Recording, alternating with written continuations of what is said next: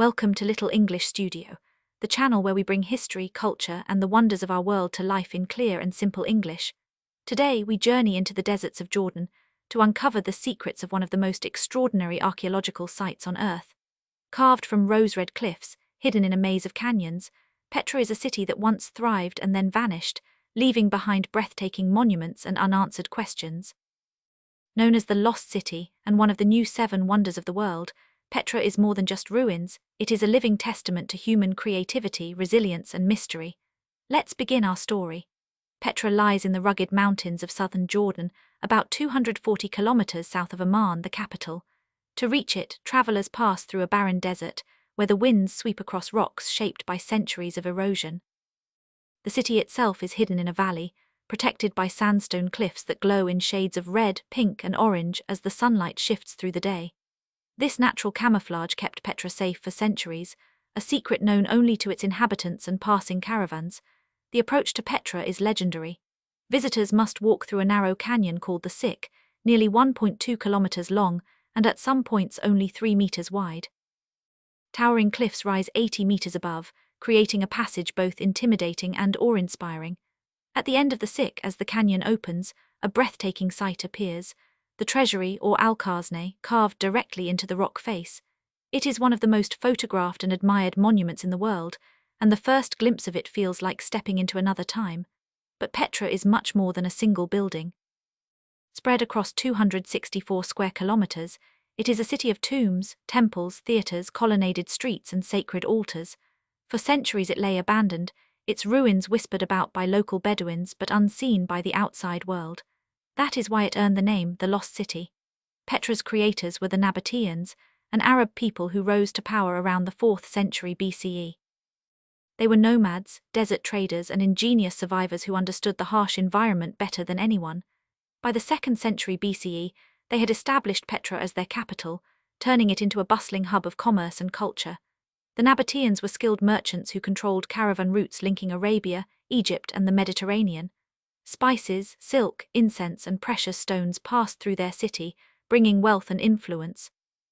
They became middlemen of the ancient world, taxing goods and providing safe passage for traders across the dangerous desert. But their true genius lay in their ability to harness scarce resources, especially water. In a desert where rainfall is rare, the Nabataeans engineered sophisticated systems of dams, cisterns, and aqueducts to capture and store every drop.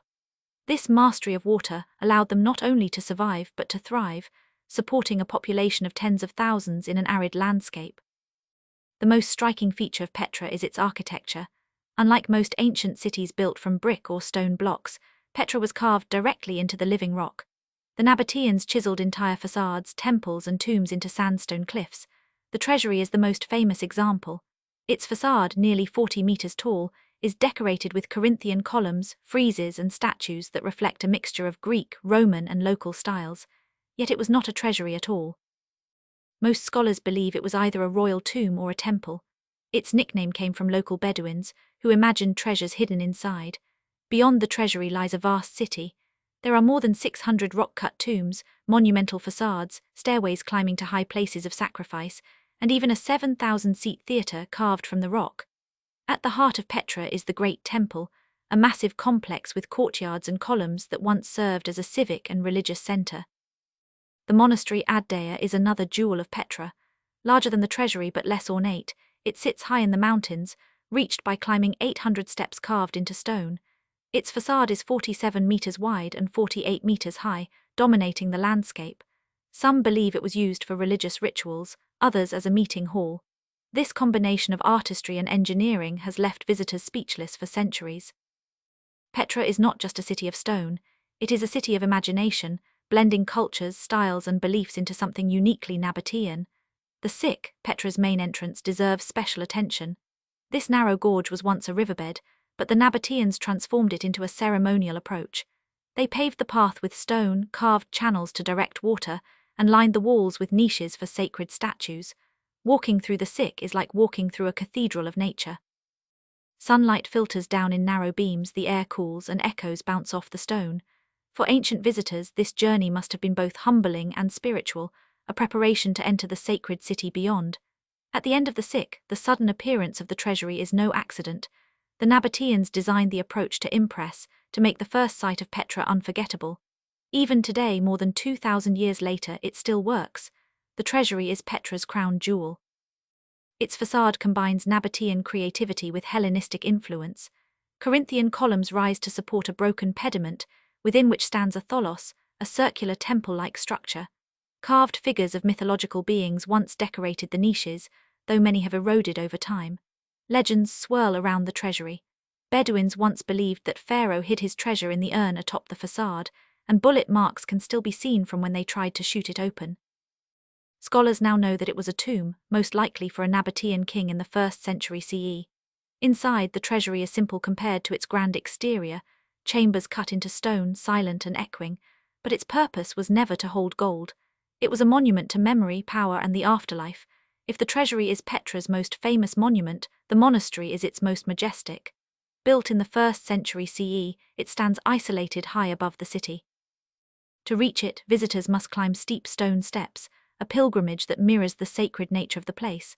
The monastery's facade is massive, dwarfing those who stand before it.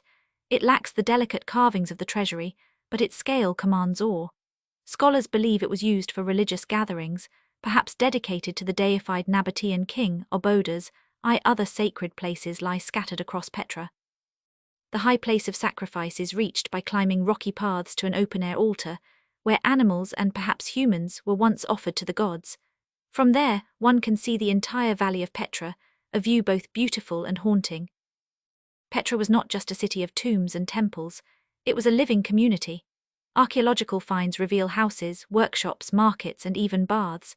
The main colonnaded street once bustled with merchants selling spices, textiles, and exotic goods brought from afar. The Nabataeans were cosmopolitan. Their art and architecture reveal influences from Greece, Rome, Egypt, and Mesopotamia. They borrowed styles but made them their own, creating a culture both unique and connected to the wider world. Religion played a central role. The Nabataeans worshipped many gods, often linked to natural forces.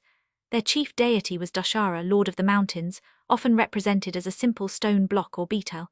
They also worshipped Al-Khazneh, a goddess of fertility and protection.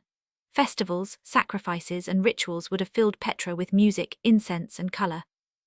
Imagine the city at its height, traders arriving with caravans of camels, priests leading processions, families gathering in courtyards, and lights glowing from hundreds of rock-cut homes. Without water, Petra would have been impossible. The Nabataeans built an extraordinary system of channels, pipes, and reservoirs to capture rainwater and flash floods.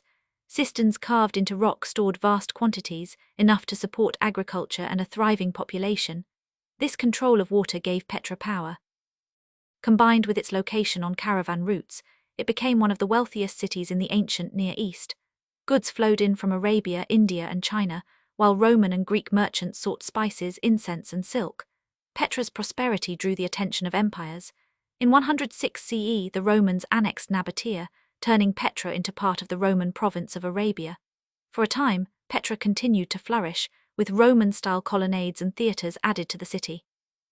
But gradually, trade routes shifted, and Petra's importance faded. By the 7th century, earthquakes and changing economics left Petra nearly abandoned. It became a memory, preserved in whispers and legends. For centuries after its decline, Petra was known only to local Bedouins, who guarded its secrets. To the outside world it was a legend, a city lost to time. That changed in 1812, when a Swiss explorer named Johann Ludwig Burckhardt disguised himself as an Arab pilgrim and persuaded locals to lead him to the site. When he saw the treasury emerge from the cliffs, he realized he had rediscovered one of the world's great treasures. Since then, Petra has captured the imagination of writers, artists, and travelers. It has appeared in films, most famously in Indiana Jones and the Last Crusade, where the treasury is portrayed as the hiding place of the Holy Grail. But beyond Hollywood and legend, Petra remains a place of deep history, where every stone tells a story of human ingenuity and cultural exchange. Today, Petra is Jordan's crown jewel. It is a UNESCO World Heritage Site and one of the new 7 wonders of the world. Each year, more than 1 million visitors walk through the Sikh, stand before the treasury, and climb to the monastery. Yet Petra is fragile. Its sandstone is soft, eroded by wind, rain, and the footsteps of countless tourists. Preservation is a constant challenge, balancing the need for tourism with the duty to protect history. For Jordanians, Petra is a symbol of pride, appearing on coins, stamps, and even the national identity. For the world, it is a reminder of how civilizations rise, create, and leave behind wonders that outlast time. And that was the story of Petra, the rose-red city carved into stone, a city lost and found, once a hub of trade and culture, now a wonder for the entire world to admire. From the ingenuity of the Nabataeans to the mysteries of its monuments, Petra remains a place where history lives on in every rock face and hidden path. Thank you for watching this episode of Little English Studio. If you enjoyed discovering Petra with us, don't forget to like, comment, and subscribe for more stories of world wonders, history, and culture, told in clear and simple English. See you in the next video.